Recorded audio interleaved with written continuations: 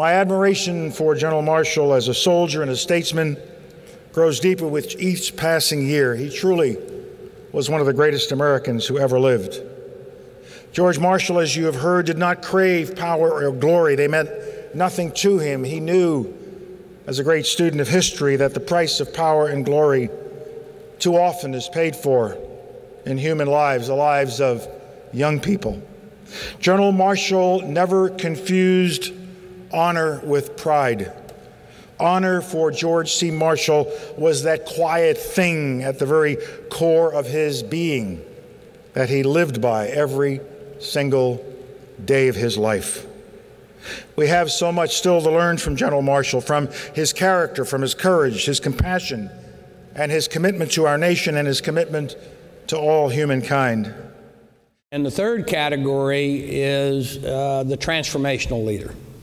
That's the person that has that, whatever it might be, on top of those fundamental leadership skills that are able to coalesce people around a vision, a common set of goals, to inspire them, to get them to go on a common journey together.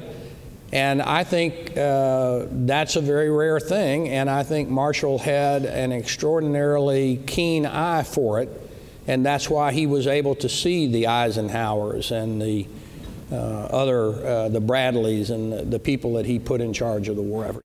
George Marshall is one of my personal heroes for many reasons beyond his inability to retire. His portrait hangs behind my desk in the Pentagon. And when I speak to students at our war colleges and the military academies, I invoke him as an example of the kind of leader everyone should aspire to be. The apotheosis of unshakable loyalty, combined with the courage and the integrity to tell superiors things they didn't always want to hear, from General Blackjack Pershing to President Franklin D. Roosevelt. Perhaps one of Marshall's greatest legacies is the example that he set for the character and competence of a military professional in a time of crisis. This can be seen, I believe, in his interactions with two American political institutions, the Congress and the presidency. His credibility in the eyes of the president only grew as the war went on. Deciding to keep Marshall in Washington rather than to send him off to command the Allied armies for the invasion of Europe, Roosevelt admitted to Marshall, "I feel I could not sleep at night with you out of the country." In a war unparalleled in magnitude and horror, millions of Americans gave their country outstanding service. General of the Army George C. Marshall gave it victory. President Harry S. Truman. There are few men whose qualities of mind and character have impressed me so deeply as those of General Marshall. He is a great American, but he is far more than that. In war, he was as wise and understanding in counsel as he was resolute in action. In peace, he was the architect who planned the restoration of our battered European economy, and at the same time labored tirelessly to establish a system of Western defense. He has always fought victoriously against defeatism, discouragement, and disillusion. Succeeding generations must not be allowed to forget his achievement and his example. Prime Minister Winston Churchill.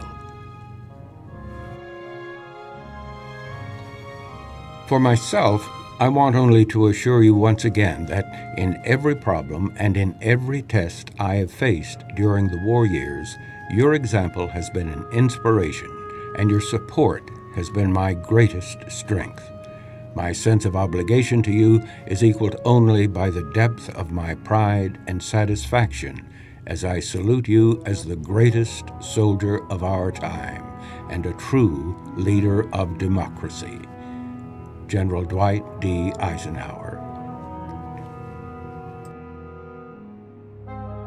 George C. Marshall possessed many admirable attributes. He possessed noble qualities to degrees far beyond the normal person. Yet, despite his extreme personal excellence, he lived intentionally in such a manner as to daily diminish himself for the benefit of others.